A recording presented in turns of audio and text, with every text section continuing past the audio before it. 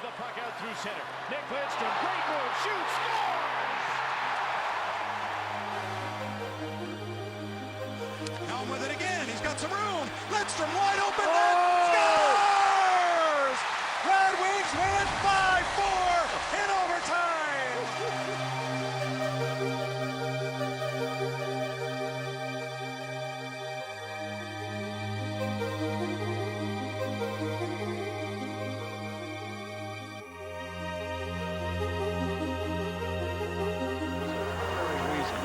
Circumstances, not alone. Nicklas Lidström shot, hit the post, score!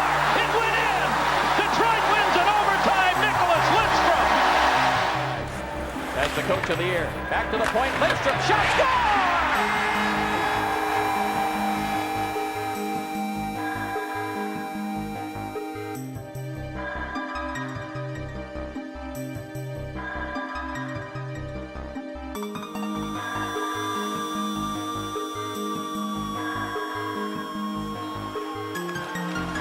Steers into the front, pad save, follow pitch, score! Lidström in the final minutes!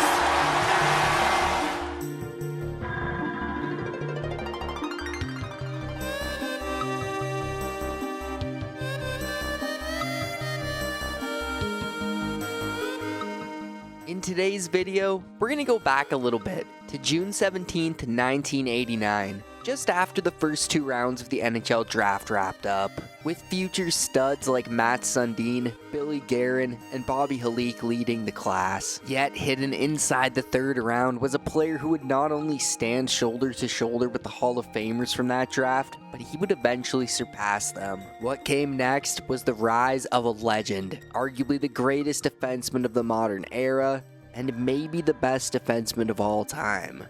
Or second best perhaps only to Bobby Orr. When it was time for Detroit's third selection that day, the Red Wings made a modest third round selection at the time with the 53rd overall pick, choosing a soft-spoken Swedish defenseman named Nicklas Lidström. At the time, nobody could have predicted just how important this pick would end up becoming for Detroit. And 3 years later, when at just 21 years old, Nicklas Lidström entered the NHL and immediately displayed a calm yet commanding presence on the ice, it was obvious Detroit had something special. And since his retirement in 2012, there have been many great defensemen in the 2010s who had their moments. Players like Erik Karlsson, Duncan Keith, Drew Doughty, and so on. And I wouldn't even know where to start with all the young, talented defensemen the NHL is filled with today. And while those guys are all great in their own rights, Nicklas Lidström was something else entirely. A rare enigma, an anchor of perfection. He was a beast in his 20s, but from his late 30s into his 40s, he accomplished what may never be seen again. 7 Norris Trophies as the league's best defenseman in 10 years. For him, the impossible became routine. I once stumbled upon a tweet that summed up his style perfectly. Nick Lidström was in the right place at the right time, all the time. That couldn't be more accurate. As a Blackhawks fan, I hated Lidström at times, but it was a respectful kind of hatred born out of pure admiration and jealousy that he wasn't on my team. He was universally revered even by rival fans, because his game was nothing short of flawless. You couldn't help but respect him. Announcers often described his play as perfection, and at his peak, it was hard to argue against that. One-on-one, players just couldn't beat him. Nick Lidström was so efficient, so masterful in every aspect of the game that even the best struggled to find space, let alone create scoring chances when they went up against him. His passes were crisp, his positioning flawless, and his ability to command the blue line unmatched. With just one touch of the puck, he could turn nothing into a scoring opportunity. He knew exactly where to push forward and when to fall back. He understood the ebbs and flows of the games like few others. And even though he was never the fastest or most physically imposing player, his intelligence on the ice is what often made people refer to him as the perfect human. And over time, the perfect human would become a legend and something the sport will likely never see again. Let's go, boys. Let's talk about Nick Lidström's perfect career. From his early days in Sweden, Nicklas Lidström was already mastering the art of defense. With his head always up and the puck seemingly glued to his stick, His command of the blue line became something magical, making the hardest plays look simple and the impossible seem effortless.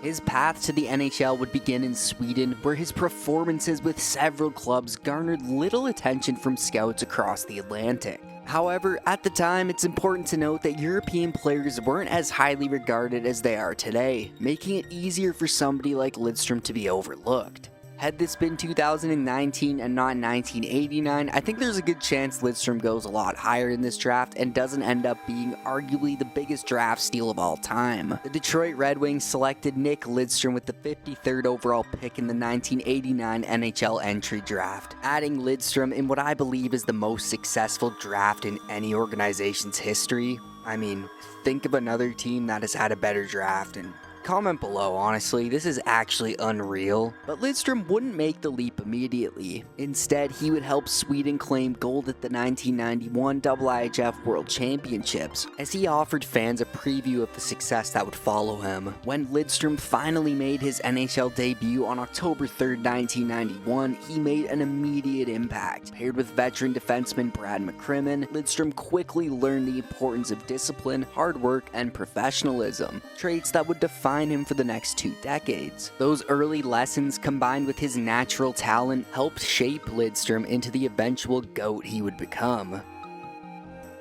In his first NHL season, Nicklas Lidström dazzled with 11 goals and 49 assists, amassing an incredible 60 points. For a forward, this would have been an outstanding debut, but for a defenseman, this was simply perfect. Lidström finished as the runner-up for the Calder Trophy, falling just short of being named the league's top rookie, to some guy named Pavel Bure. Although Lidström's numbers were great, his offensive prowess was only part of the story.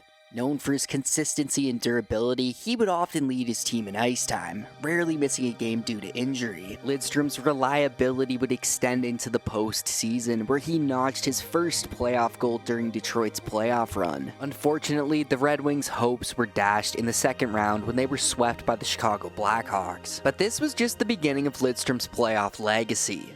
In all 20 years of his NHL career, Lidström would find himself competing in the postseason, making the playoffs an inseparable part of his story. Year after year after year, he was logging 90 to 100 games, which often included deep playoff runs and international play. We'll likely never see anything like this again. It's no wonder they called this guy the perfect human. He was almost never injured, never missing more than 10 games in a season, something he only did once in his entire career. In today's game, where injuries are common and the speed of play increases every season, Lidström's Iron Man streak is almost unfathomable. What he achieved in terms of endurance and excellence is something rarely seen anymore. Lidström's sophomore season wasn't quite the spectacle of his debut, though it was far from a disappointment. He encountered what many young stars do, the infamous sophomore slump. With only 7 goals and 34 assists for 41 points across all 84 games. While his numbers didn't match the fireworks of his rookie campaign, the groundwork for one of the greats was still clearly being set.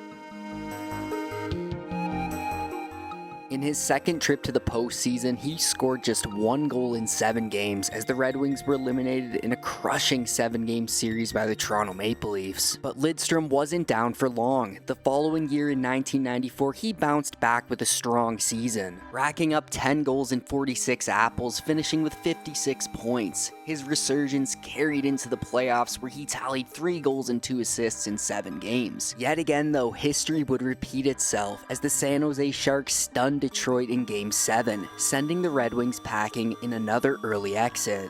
Now, to understand the context of Detroit's playoff frustrations, it's important to know the history of the Red Wings a little bit. Before the mid-90s, Detroit had a team mired in playoff failure for nearly half a century. The team, city, and its diehard fans were starting to become impatient, but Nicklas Lidström arrived at the perfect time. As Lidström began to find his footing in the postseason, so too did the Red Wings, setting the stage for Detroit's era of dominance throughout the late 90s and 2000s. As the stakes grew higher, Nicklas Lidström took his game to another level. He was one of those rare players who often played better in the postseason, especially early in his career, and that's really saying something considering his already impressive regular season numbers. Then came 1995, a season shortened by the NHL's first lockout. When play resumed for a 48-game shortened season, Lidström and the Red Wings were on a mission for redemption. They erased the bitter memories of past playoff failures, dispatching the Stars, Sharks, and Blackhawks, making it to the Stanley Cup final against the New Jersey Devils. It was in the 1995 playoffs where Lidström truly began to shine, when he scored the game-winning overtime goal in Game 1 of the conference finals against the Blackhawks, finishing the playoffs with 16 points in 18 games. Yet despite their strong run, the Red Wings were swept by the Devils in the Stanley Cup final. It just wasn't their time yet. Heading into Nick Lidström's 5th season, the hockey world was finally starting to grasp his greatness. But after 1996, there wasn't much doubt who the best defenseman in the world was.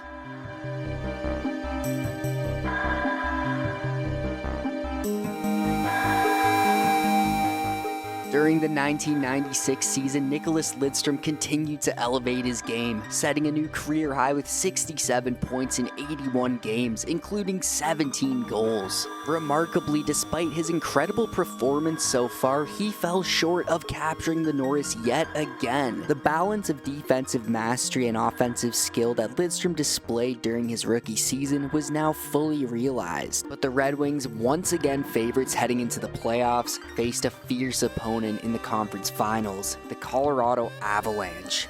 While the series is best remembered for how it ended, with Claude Lemieux's brutal hit on Chris Draper in Game 6, Lidström quietly excelled, posting 14 points in 19 playoff games.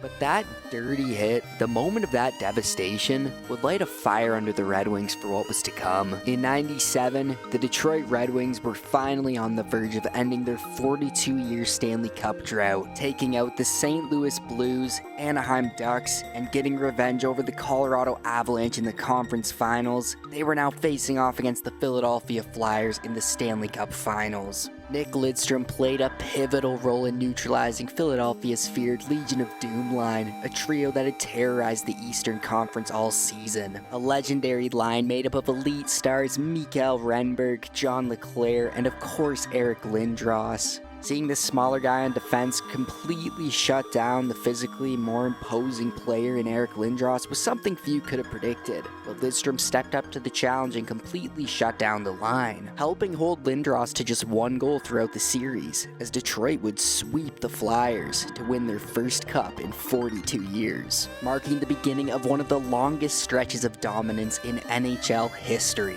Detroit would repeat as champions in 1998 with Lidström at the forefront, leading all defensemen in points that season. His postseason performance was nothing short of brilliance as well. He posted 8 points in the opening round against Phoenix and delivered the game-winning goal in Game 1 of the Stanley Cup final against Washington.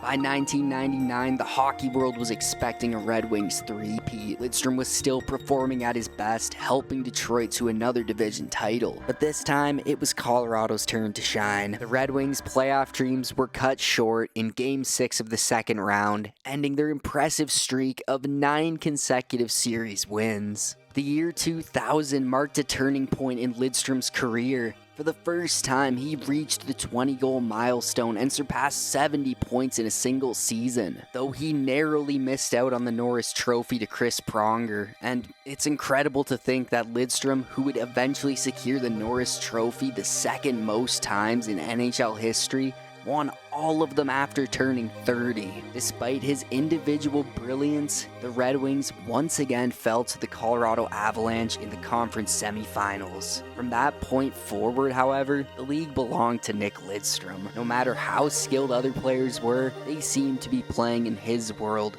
with him setting the standard for greatness on the blue line. In 2001, Nick Lidström's journey to greatness reached another milestone when he finally claimed his first Norris Trophy as the league's best defenseman, an honor many believed he could have already won twice before.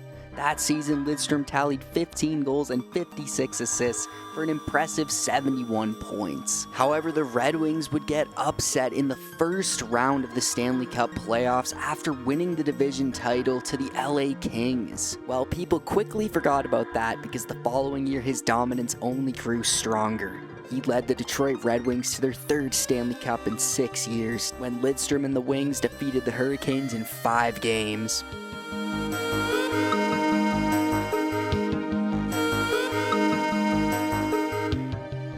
Lidström's playoff performance was peak Lidström and nothing short of spectacular. Perfection. He netted 5 goals, including 2 game winners, and added 11 assists. His heroics earned him the prestigious Conn Smythe Trophy, making him the first European-born player to be named the most valuable player in the postseason. And if that wasn't enough, Lidström continued his reign by securing his second consecutive Norris Trophy, further cementing his status as the defining defenseman of his era.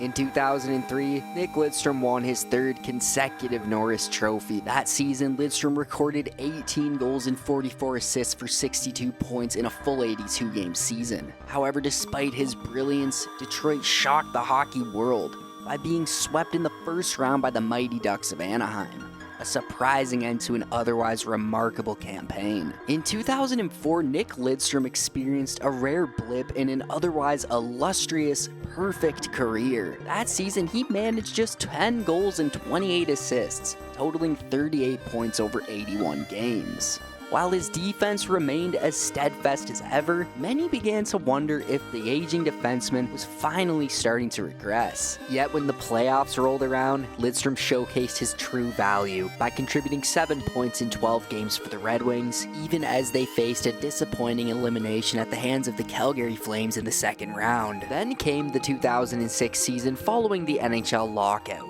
which made Lidström's importance to the Red Wings franchise unmistakable.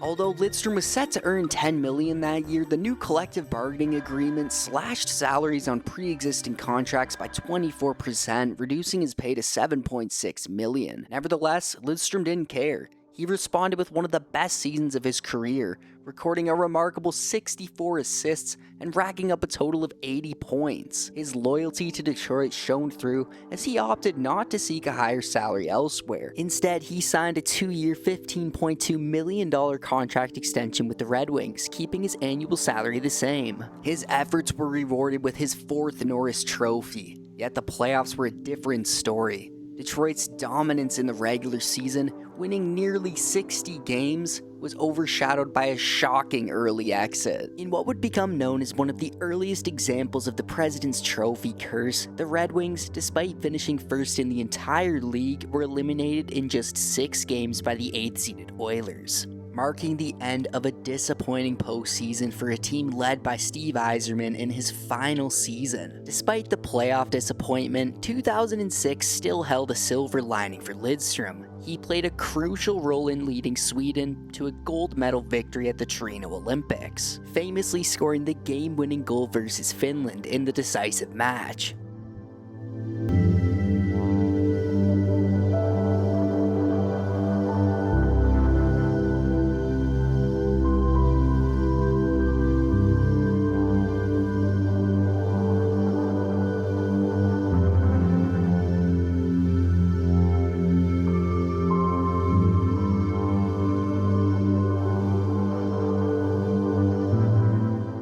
In 2007, Nicklas Lidström's career reached a new pinnacle when he was named captain of the Detroit Red Wings, succeeding the legendary Steve Yzerman. This wasn't just a promotion, it was a historic moment, as Lidström became the first European captain in the team's storied history. In his first season wearing the C, he led the Red Wings to the Western Conference Finals, though they fell short against the eventual Cup champions, the Anaheim Ducks.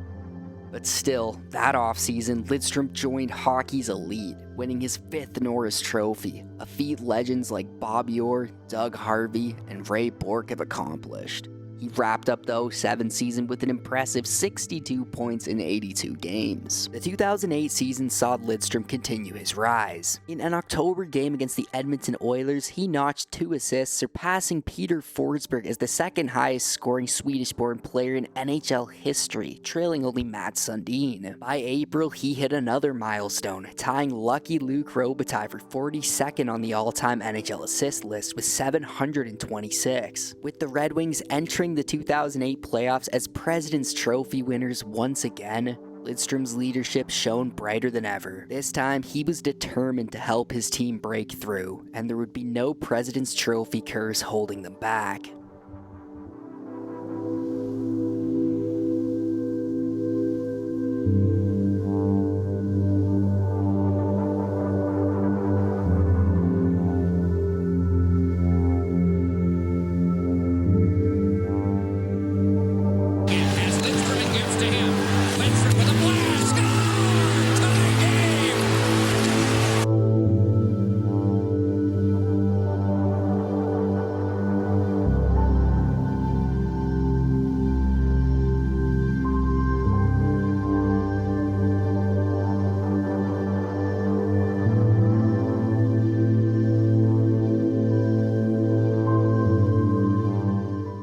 As Nicklas Lidström hoisted his 4th Stanley Cup, he made history as the first European-born and trained captain to achieve such a feat. Just days after this monumental victory, he capped off the season with yet another Norris Trophy, marking his 6th win in 7 years. From 2001 to his last Norris win in 2011, Lidström embodied perfection in his late 30s, a level of excellence we are unlikely to witness again. In 2009, it seemed like the Red Wings, a team that only appeared to improve with time, were primed for a repeat, with Nicklas Lidström on the verge of hoisting his 5th Stanley Cup. They clinched another division title, and the Wings made quick work of Columbus in the first round. Then came a grueling series with Anaheim, where Lidström delivered a clutch game-winning goal in the dying moments of Game 1. Detroit would go on to take that series in 7 games.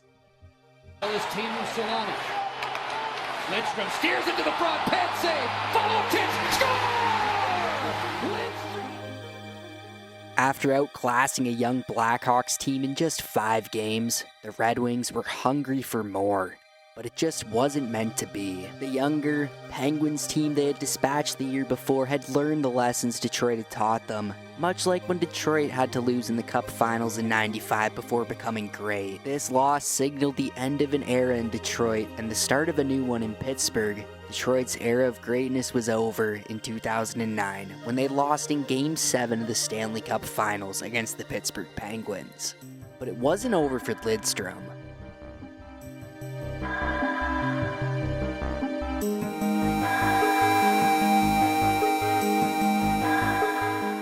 In 2010, now at 40 years old, Nicklas Lidström was far from slowing down. It was a whirlwind year for the veteran defenseman. He represented Sweden at the Winter Olympics, and back in the NHL, he played in all 82 games, notching 49 points.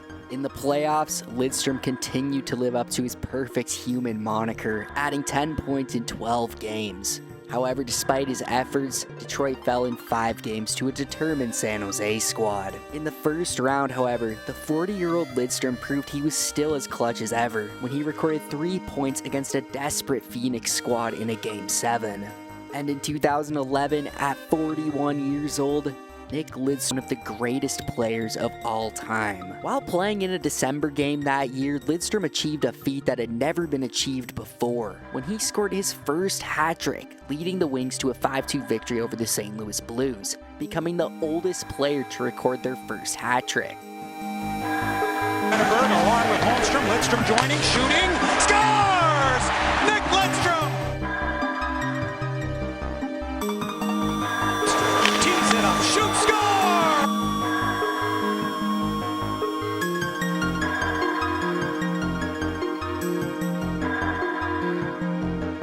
Stick.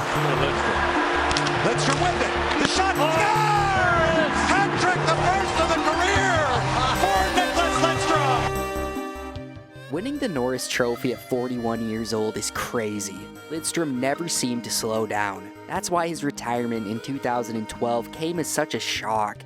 It truly seemed like he had more to give. I half expected this guy to become the Tom Brady of hockey, competing at the highest level well into his mid-40s. In the 2011 playoffs, Lidström continued to prove his worth, notching 8 points in 11 games, as the Red Wings mounted a thrilling comeback against the San Jose Sharks. After being down 3-0, Detroit clawed their way back, but the reverse sweep wasn't meant to be, as Detroit would fall just a game short in the second round in a Game 7 to the San Jose Sharks. On June 20th, 2011, after teasing the idea of retirement, Nick Lidström announced he would be returning for at least one more season, signing a one-year deal with the Detroit Red Wings. Little did anybody know the 2012 season would mark the legendary defenseman's final campaign. At 42 years old, the reigning Norris Trophy winner still showed his brilliance on the ice, recording 11 goals and 34 points. However, despite his team's efforts, Detroit was unable to give their captain one last deep playoff run, as they were eliminated in the first round by the Nashville Predators. On May 31st, 2012, Nicklas Lidström officially announced his retirement from the NHL during a heartfelt press conference. With Red Wings owner Mike Ilitch and general manager Ken Holland by his side, the moment felt like the end of an era. As Holland addressed the media, he expressed his deep gratitude, calling Lidström the most valuable player of his generation. Culmination of Lidström's perfect career would come on March 6, 2014, when the Red Wings officially retired his number 5 jersey, raising it to the rafters at Joe Louis Arena. In total, Nick Lidström finished his career having played 1,564 games, an NHL record for games played with one team, scoring 264 goals, 878 assists for an impressive 1,142 points. Remarkably, he missed very few games due to injury as well. But even more impressive was his playoff performance. In 263 postseason games, he recorded 54 goals and 183 points, something most defensemen struggle to achieve over an entire career in the regular season. Lidström's excellence extended beyond the NHL. Internationally, he was a formidable force for Sweden, winning a World Championship gold in 1991 and earning a spot on the Olympic All-Star team after scoring the gold medal winning goal in the 2006 Winter Olympics. That victory also earned Lidström a membership in the prestigious Triple Gold Club, an honor shared by with only the elite of the sport, having already secured multiple Stanley Cups and a World Championship title. There will never be another Nick Lidström, and this isn't just because of how quickly hockey's evolving or how players struggle to maintain their health in today's game. It's also due to the rarity of players who play into their late 30s. While Lidström was still performing at an elite level, winning Norris trophies even as he entered his 40s, demonstrating a consistency that many players cannot match. Since his retirement in 2012, not one player has come even close to winning a 4th Norris Trophy, let alone 7 of them. So what more can be said? When all of this is said and done, Nick Lidström will undoubtedly be remembered as the best defenseman of his era. He earned the respect of hockey pundits and was universally revered for playing the game the right way. As a lifelong Hawks fan, I grew up disliking the Wings, but I always held a deep respect for players like Lidström. He possessed the rare aura shared by all greats, demanding respect from everyone in the league. So far, he's by far the best defenseman I've ever seen. You could even make a strong case that Lidström might be the greatest defenseman of all time, second only to Bobby Orr even.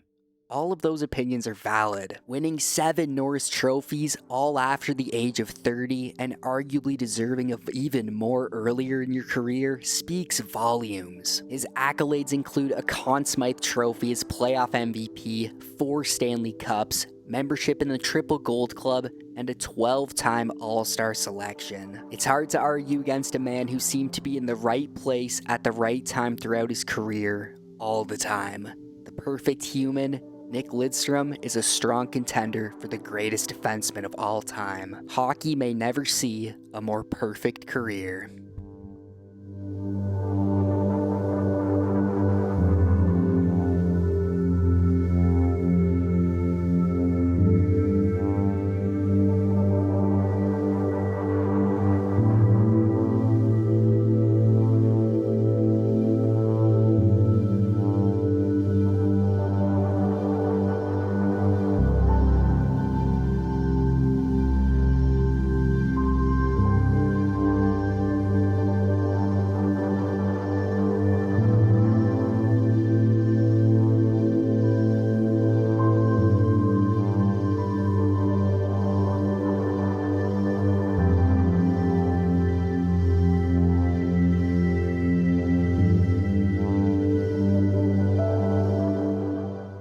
thank you boys so much for watching. Make sure to like and subscribe if this is your first time here, and I'll see you boys in the next one.